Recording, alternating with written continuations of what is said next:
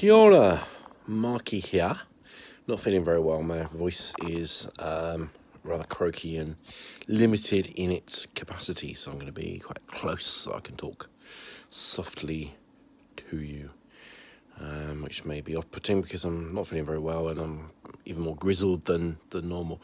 One thing I should point out, though, for most of my videos is they are effectively podcasts. It's me talking. It's not like I usually suddenly spring PowerPoint, PowerPoint pages, charts on you, or cut to some amazing graphics. I don't tend to do that yet. At some point in the future, when I can get a bit of help, be quite nice to maybe play around with stuff. I've got a wave of whiteboard around in one of my videos, and then I lose the plot a little bit because I got it into my head that everything would be in mirror writing for the viewer. And then I started writing stuff on there in mirror writing, and it all got crazy. So the video of me sitting in my armchair, which is where I am, is quite appropriate for this one, because this is a kind of a cross between Tales from the Fireside and Tales from the Dark Side, and this is kind of triggered by a video that I watched today about Mothman. Okay, so I'm not going to go too much into stuff like Mothman because I'm guessing that if you are watching this, you probably know a little bit about Mothman, and that you also probably know something about Owlman. Owlman is more obscure, so I will say a little bit about Owlman. But we'll get to it, because this is a story. This is a story by the Fireside, okay? So feel free to, listen to this as you're driving along.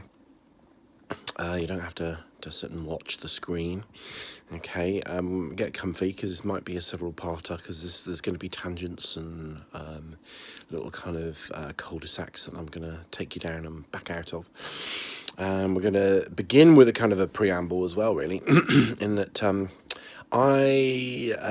the latter part of my life, I've been living in the UK, in the West Country. For those of you not from the UK, the West Country generally it's arguable, but when people talk about the West Country, they usually mean Devon and Cornwall, which is a big peninsula.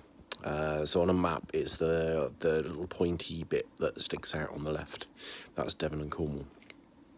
And they're quite wild places, lots of mythology, lots of spookiness, lots of paranormal, lots of cryptozoology, loads of ghost stories, and I think Devon is the most haunted county in England. Cornwall's very different culturally, because Cornwall's got its own language, so it's got a very rich, deep culture. And the feel of Cornwall, particularly, more so than Devon, I find it's like stepping into a kind of different realm, really. The vibe is just very, very different. I've been living in New Zealand more recently. And New Zealand feels very much like kind of Cornwall. Has the same kind of vibe. It's kind of... it feels a little bit like mankind maybe has kind of driven out the nature spirits in some of the wilder places, or in some of the less wild places, the more cultivated and more urbanised places.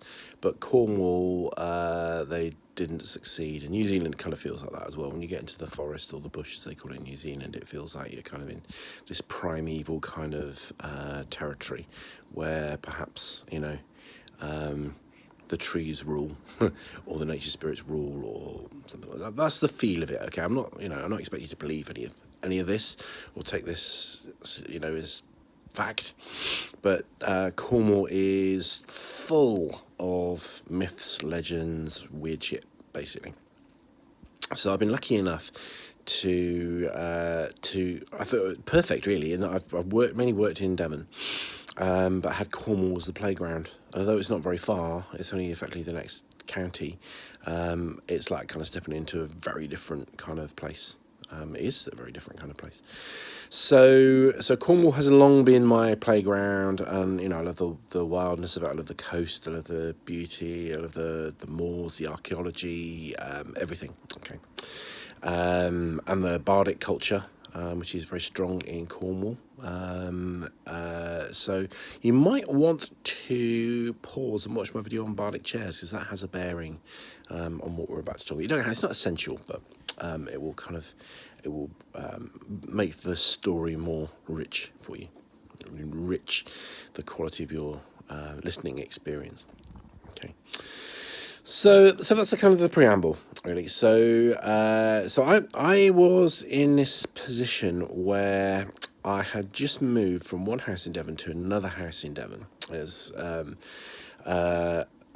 do feel a bit like Ronnie Corbett with these kind of videos, because there's so many stories that come off stories and come off stories.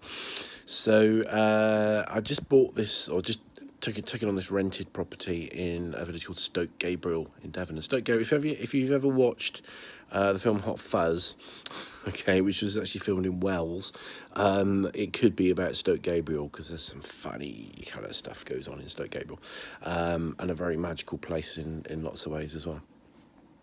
I'll try not to get too sidetracked onto that, but I bought this place in Stoke Gabriel, and literally I'm sitting in the removal van. I get a phone call offering me a job in Cornwall, okay, which is a job doing what I want to do, working in a drugs and alcohol rehab, and at the time I was literally in jail.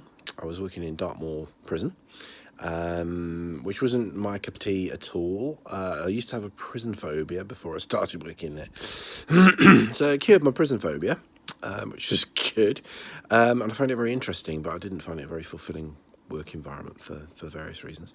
So I was in Dartmoor prison for about 3 months, and then I had this call saying, would you like this job in Cornwall? And I said, well, I'd love this job in Cornwall, but I've just committed myself to living in Devon, in Stoke Gabriel, in this weird village, a very beautiful village as well. So this was a house that overlooked the estuary.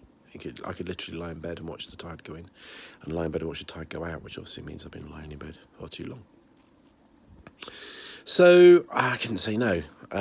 So what I decided to do was looked at different options how I could do this job. The job was in Truro, which is quite far down into Cornwall. Because Cornwall's long, Cornwall's not. It's quite big, but it's kind of longer than it is wide, if you like. So, so to get down to typical was quite a long journey. Cornwall is a long, thin place. It's also literally a thin place, and a thin place means, in terms of a kind of occult kind of terms, of thin places somewhere which feels like the veil between this world and the other world is thinner, and I'd say Cornwall's definitely a thin place, but it's also a thin place on the map. So long way, basically, and how is this going to work? Because I really want to do this job. So decided to lodge down there, and I actually had a caravan in a place called Delabole, which is not far from where they filmed Doc Martin, for anyone that follows that. Not far from an amazing place called Tintagel, which we could do amazing places like Boss Castle and stuff like that. Very magical area. So I figured that actually I could do this job by staying in a caravan in the week. And even though it wasn't actually that near to Truro, it was just about doable as a daily drive. I think it took about an hour and a half, which I wouldn't want to do too much more than an hour and a half commute every day. So that was that was what happened.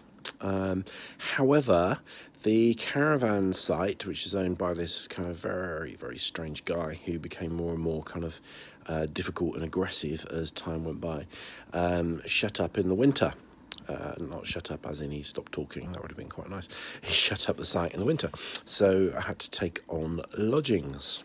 So the plan was to stay somewhere, rent a place for the week, come home at weekends.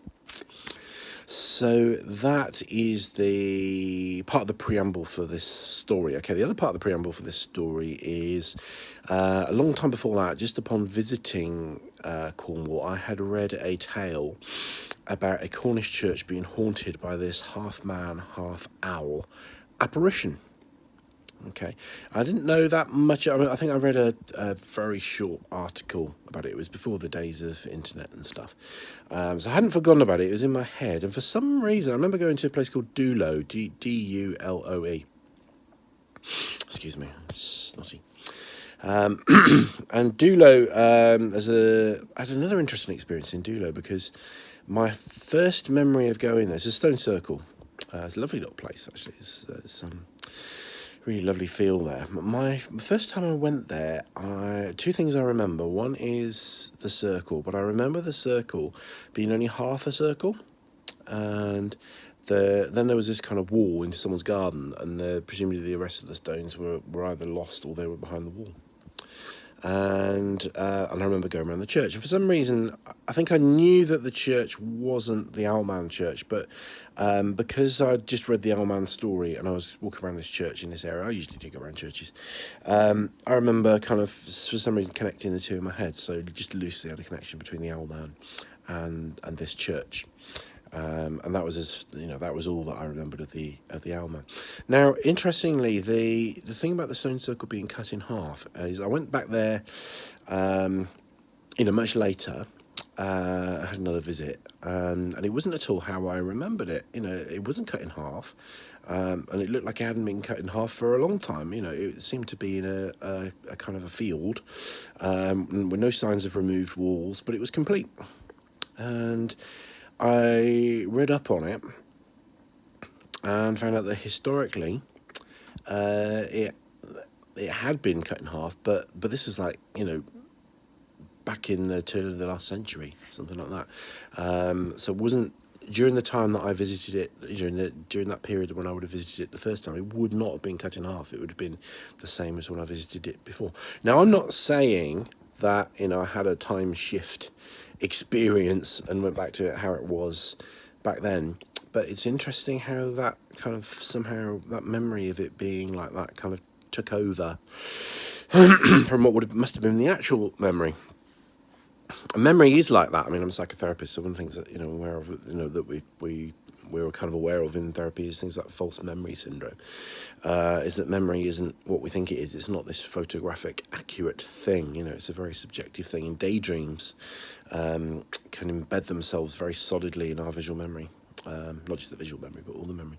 So I suspect, the kind of probably the boring explanation is that I went there, read up on it afterwards, read that at one point it was cut in half by a wall, maybe imagine that in my head, and that's the image that kind of superseded the reality. I don't know, but it's kind of interesting. Or maybe maybe that psychic image just came into it. Maybe I hadn't read that. So that's kind of the setting the scene for the story, which isn't going to be massively long, but there are going to be a few sexy little kind of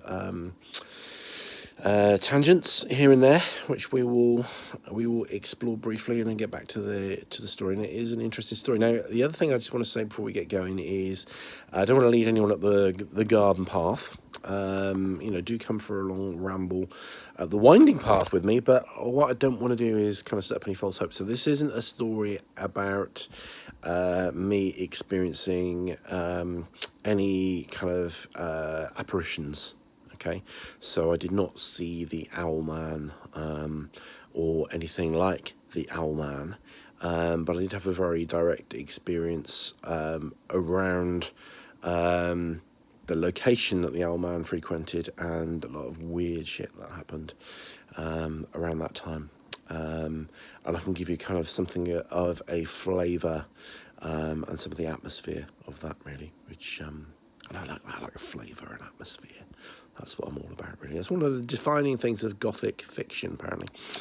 So most fiction, you have three core things in fiction. There's plot, characters, and setting.